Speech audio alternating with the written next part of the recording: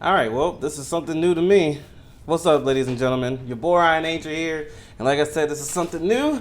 I'm doing a movie review. I literally just finished it, and I want to give my review of Johnny Cage match right off the top after finishing the movie. I didn't write any notes or anything. Like I said, this is my first time ever doing a review.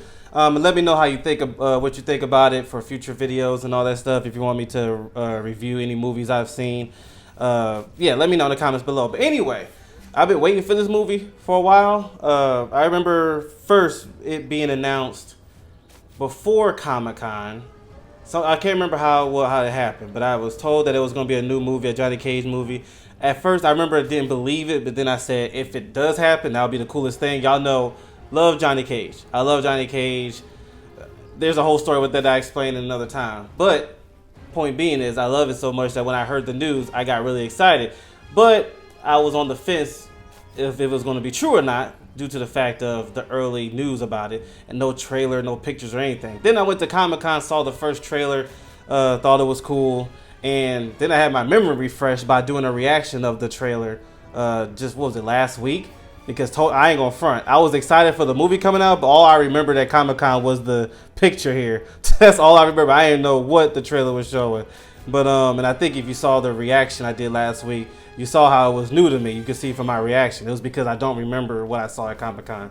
Anyway, going to the movie, and I'm going to try to be as spoiler-free as possible. If I have something spoilerish, I will tell you first that it's a spoiler. But I will get to this. Is it good? Is it worth buying? And compared to the other three, if you don't know, in the Mortal Kombat Legends universe, there's four now movies. Two of them are connected story-wise. I can't remember what the Kenshi one, the one with Kenshi's lead, it was the one right before this one, had his story, and now is this one. Is it good? Just like them. It's better. It's better. In my opinion, it is better.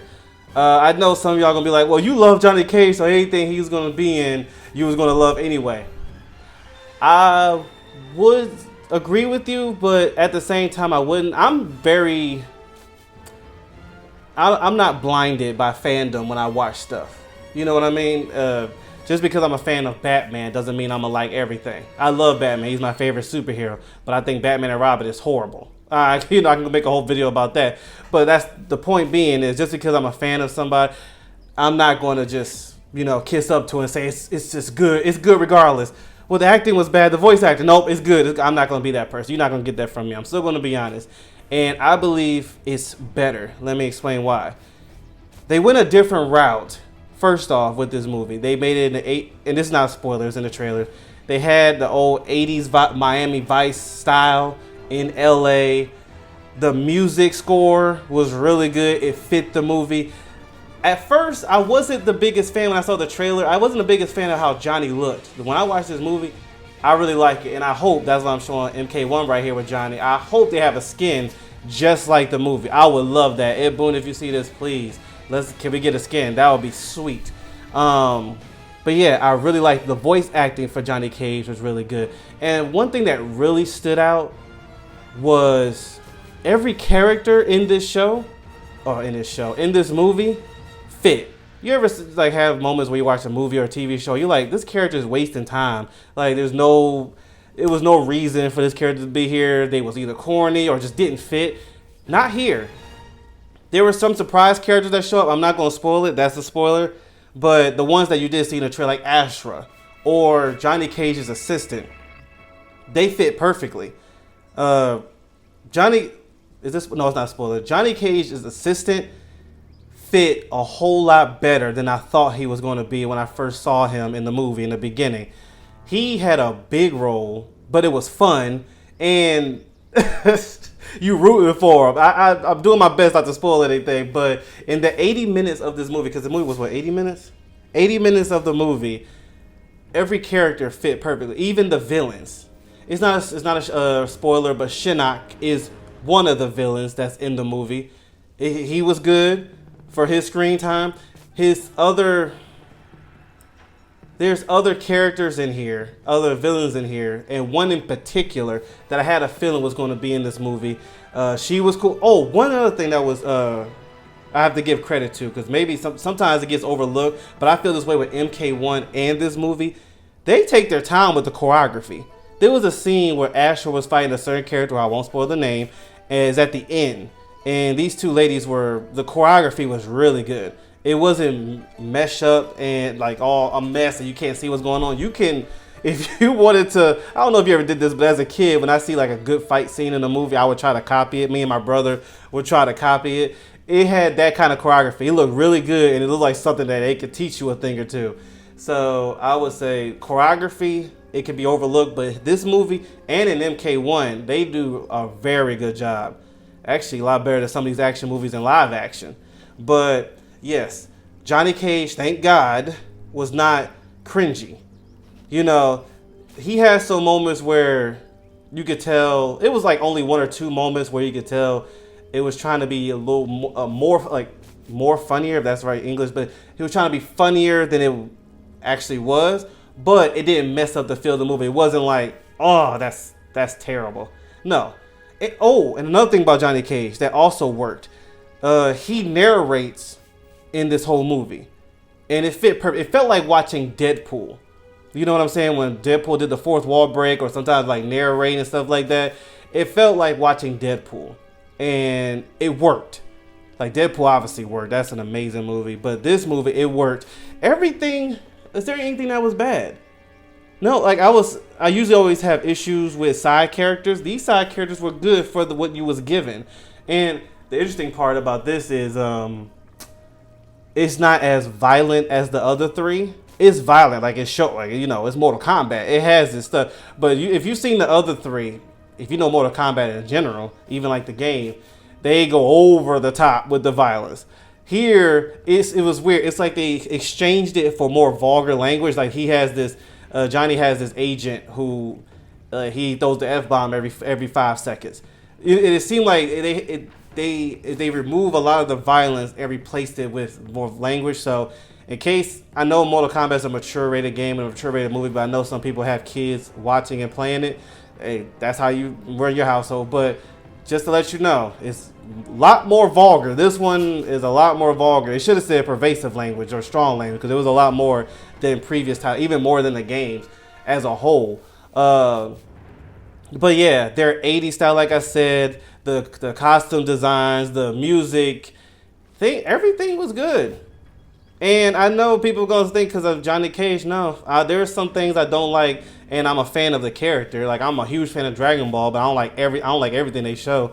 And so I would definitely, for the franchise, if I had to rate it out of all the four, this one would have to be one. And then it was a cool ending. I'm not going to spoil anything, but it connects to the Mortal Kombat world in a way. I'm not going to, like I said, spoil anything. You have to see it for yourself. But I would definitely buy it. I would definitely, even if you like, I would definitely give it a watch. Especially if you're a Mortal Kombat fan. If you're a Mortal Kombat fan, the things that they give you in here, certain characters, even the story, Johnny Cage himself, and I like they actually give a little more of a backstory with him. It's little, but it's enough. And I'm glad it's little. Sometimes they be dragging some of this background stuff. They didn't drag it. They give enough. And, that's it. You have an idea of who Johnny Cage is. And there's a role Johnny Cage plays in one of his movies, and it's a nice callback. You'll have to see it for yourself. But yeah, I'll have to give it. I'll have to say it's the best. It's the best out of all four. If I had to put them together. Oh, and one thing that I do love is this movie definitely redeems Johnny Cage from the first one. I did not like Johnny Cage in Mortal Kombat Legends, the first one. The way the battle with him and Baraka was so insulting. It was like, come on, you gotta give Johnny better scenery than that. And this movie it was really good. Whoever made this one, I would love for the person, the writers, the storytellers, and whoever else is part of it, I would love for them to make another one.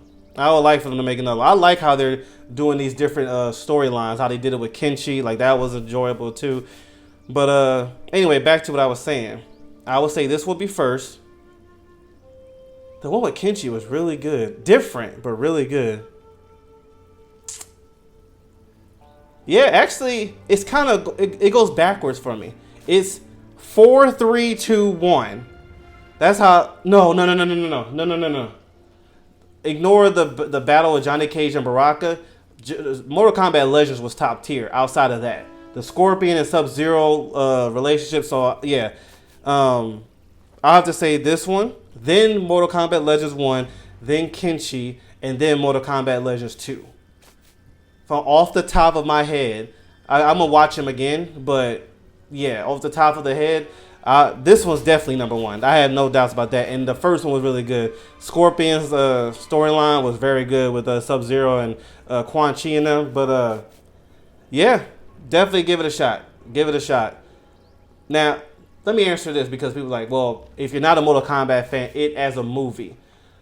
I will say you would appreciate it more being a Mortal Kombat fan, but it just being a film, a mature rated cartoon film, I would give it an 8 out of 10. In this universe, it's a 10 out of 10, you know, with all the 4 movies, but just as a cartoon movie, 80 minutes, it's a good watch from beginning to end. There's not a part I was like, all right, fast forward to. Oh, and another thing, it's 80 minutes. It did not feel that short. And not in a bad way. Usually when people say that, it means, oh, it's dragging. No, it felt like a full movie. I wish they put these movies in theaters because I would have went to theaters and paid for this. So 8 out of 10, I would give it just as a movie. And in this universe, 10 out of 10. So there you go. Trying something new. Let me know if you want more of just the movies I watch. If you want reviews of them, even movies I've been watched, even like the other 3, let me know in the comments below and I'll give it to you. But anyway, thank y'all so much for tuning in. Please like and subscribe. I would appreciate it. And I'll catch you later. See ya.